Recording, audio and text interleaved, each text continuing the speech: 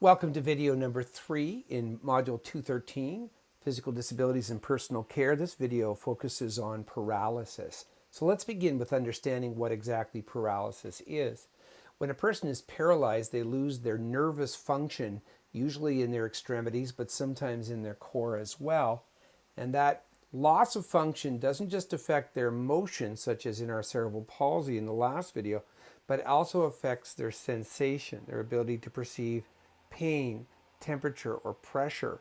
So that person really doesn't have any ability to feel what's going on in the part of the body that's paralyzed. And it usually happens because of an injury specifically to the spinal column, although we'll talk about one exception to that later on. There are 4 main types, and we'll look at this on 2 slides. The first is called quadriplegia. A person who has quadriplegia, the name suggests quad or 4, and that's a helpful hint. All 4 limbs of the person will be affected. And depending on the location of the injury, they may also lose their ability to breathe without the help of a respirator, or to swallow, or to speak. And typically, the higher the injury on the spinal column, the more likely that they will lose those functions. And you'll see why in a subsequent slide. Paraplegia refers to the idea that the legs are paralyzed. Para means partly or sort of. In this case, it specifically refers to the legs of the person being paralyzed. And again, depending on the location of the injury, not only might their legs lose the ability to move or have sensation, but they might also lose the ability to eliminate or to use the bathroom on their own in a typical way, such as urinating or defecating, because those parts of the sensation, those parts of the nervous system may be affected, and so might sexual sensation. And once again, it typically refers to the higher the injury is. When people have quadriplegia, their injury is usually quite high on their spinal cord. When they have paraplegia, it's usually in the lower half of their spinal cord, but still, the higher up that middle back it is, the more likely the person will lose more functions. And you'll see why in a minute. Hemiplegia, hemi means half, and that is a good hint of what's going on. 1/2 of the body is paralyzed, but not 1/2 as in your belt line, 1/2 as in down the medial line of your body. So for example, your left side or your right side. And typically this is not caused by a spinal injury, but by something associated with a blood clot, usually, or a stroke caused by a brain bleed. We'll talk more about that later on. And then monoplegia, as the name suggests, mono means one, and any one limb is paralyzed. And so a person might have one leg or one arm that doesn't function, or even just part of a leg or an arm that is paralyzed. And yes, of course, it's possible for people to have paralysis in 3 limbs or a specific part of their body, such as their face, although the 3 limbs business is somewhat less common, and people with paralysis in their face may have something called Bell's palsy. And for example, Jean Chrétien, the former Prime Minister of Canada, had that. Sylvester Stallone has that. It can come and go, or it can also be a lifelong condition. People can have brain injuries that cause them to have paralysis in 3 limbs or in specific parts of their body. The brain injury can really have very different effects on each person depending on what part of the brain is affected and how badly it's affected. Now, typically we think of paralysis as either resulting from a spinal cord injury or from a cerebral spinal injury, such as from a stroke. So again, where is the body affected? This is similar to what we just covered, but it's illustrated. The blue circle is quadriplegia. One thing I'll point out to you is that it's pronounced quadriplegia, but it looks like quadriplegia. So be careful when you're making that, when you're spelling. I know that it's a common spelling mistake. So anywhere from the neck down can be affected. The circle itself might be a little smaller again, depending on where exactly. The orange circle down here is paraplegia, the legs. Hemiplegia is 1/2 of the body. I chose to put it on this side, but it could just as easily happen on the other. And monoplegia is any one limb. And again, I've chosen one hand, but it could be any part of any limb or extremity, leg or arm. So what causes it? As I said, usually it's caused by something like an injury or a stroke, but other causes such as viruses that affect our brain, for example, meningitis is a disease that affects the lining of the brain called the meninges. We have that lining around your spine and your brain, so you might have heard of spinal meningitis. And that is, and if that disease causes that lining to inflame too much, it can create permanent brain damage. So can concussions, so can food poisoning, such as botulism. So any number of things can cause brain or spinal injuries. Injuries are typically, as I said, to the spinal column. And if you look up here in this diagram, the brownish area, the 7 vertebrae associated with what we call the cervical spine. The cervical spine is typically the area we refer to as our neck. If this area is injured, it's going to likely cause quadriplegia. The higher up on this, obviously, the more nerves. Each of these vertebrae has nerves, major nerves, sort of shooting off of it. I'm sorry, we'll go back. Shooting off of it. And so if you injure the person here, these nerves will likely remain fine and they may be able to continue to breathe. But if the nerves here if the cord is severed here, then everything below it is going to not function. And we do not know how to reconnect the spinal cord at this point. And so quadriplegia we usually associate there. Anywhere below here, down in this area down below, is where we might start to expect people to have paraplegia. Thoracic is your chest area. You can see it has the most vertebrae. Lumbar is your lower back. And the sacrum and coccyx are what they think they're a vestigial tail. They're fused. They really don't look like 5 and 4 different vertebrae anymore, but they are down basically under the crack of your bum. It's what you're sitting on probably right now. So these are the areas that we typically worry about, the brown, blue, and yellow. Strokes also can cause paralysis. They occur up here in the brain itself, but sometimes the exact same thing that can cause a stroke can occur in one of your extremities. And there are 2 main things that cause strokes. The one that we're most concerned about here is called an embolism.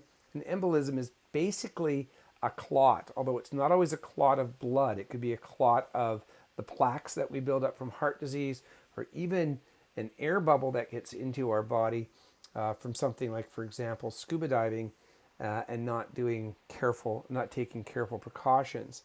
And so those same types of things can occur in our lungs and in our extremities and cause blood circulation to be interrupted, and that can cause the nerves to die and the muscles to die. And sometimes people survive the embolism but lose functioning in those areas. And strokes, because they happen in the brain, can cause hemiplegia and monoplegia. Interestingly, when we have a stroke in the left side of our brain, it's the right side of our body that will be affected, and vice versa. It's just interesting that our brains work in mirror image to the rest of our body.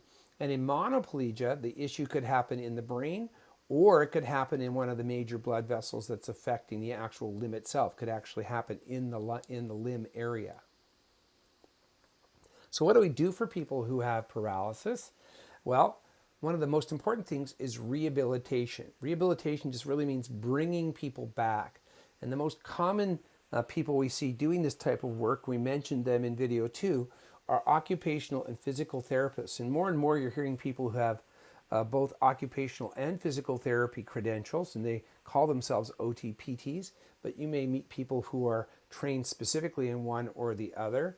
And they focus on restoring function to the greatest possible extent. The best results come when this work happens very early on. A person's incurred some kind of stroke or injury, and these folks are really, really wanting people to get out of bed and get active very quickly. If you've seen anybody have that type of incident in their life, you probably have witnessed that happening. In addition to the specific sort of individualized and evidence-based tests or evidence-based exercises and strengthening routines that these professionals may bring to bear, there are other things that you would need to do. One of the things that may not be well known is that when a person rolls over in your bed when you're sleeping, your body is doing that for a very important reason. It helps to assist with the circulation of your blood throughout your body, and it helps to make sure that you don't get what are called pressure sores. So if you stayed in the exact same position in your bed for an extended period of time, your skin would start to break down just because of having pressure on those same areas for extended period of time. So when people are paralyzed, it's very important to help them to move, whether it's in a wheelchair or bed. And so we take them and we move them off pressure points. And we've talked about standards earlier that can help that. We might also help people to do exercises and stretches, not just to build up muscle tone, but to also, as I mentioned earlier, assist with motility. Something as simple as helping a person to lift their legs up to their chest can help move digestive material through the system so the person's less likely to become constipated. Really, exercise and hygiene become incredibly important for people to maintain as much function as possible.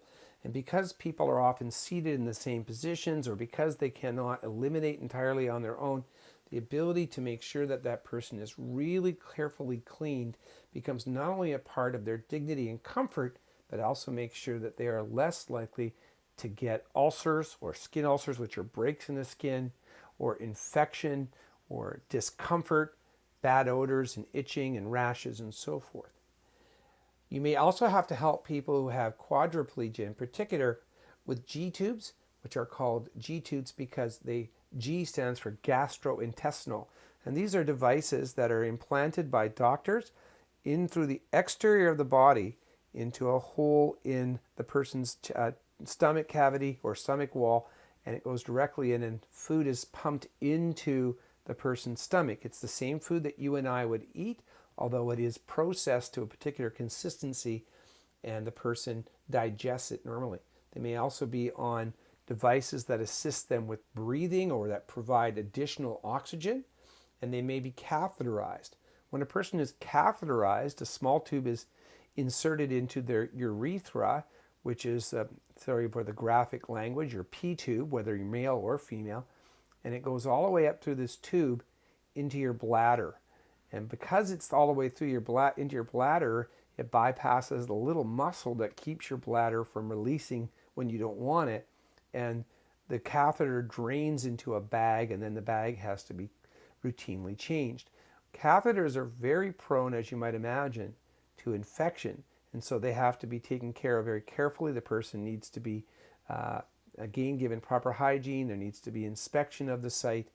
And if a person is temporarily catheterized, we want to get them off that catheter as soon as possible, because the longer they're on it, the higher the risk of things like chronic bladder infections.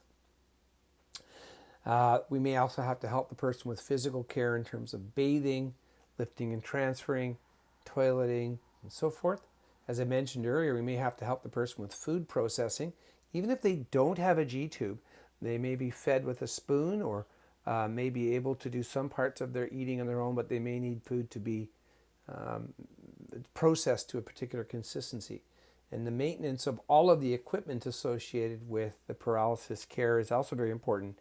Wheelchairs, batteries, ramps, all of these things wear out after a while, and it's very important to make sure that we properly maintain them.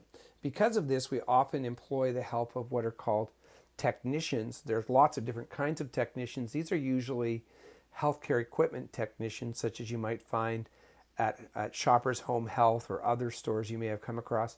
And these people not only sell, but know how to properly maintain the products they sell, and they often are employed to come and actually help make sure that the equipment is in good condition and that regular maintenance is done. Tightening of things, inspecting of tires, lubrication, replacement of batteries, and so forth. So before we sign off on this video, I'd like you to Google and journal 2 questions. What's the difference between an occupational therapist and a physical therapist? I can guarantee you that question will matter. And what is GF Strong? That's a particular place here in Vancouver area. Look it up and see what they do and be prepared to talk about it.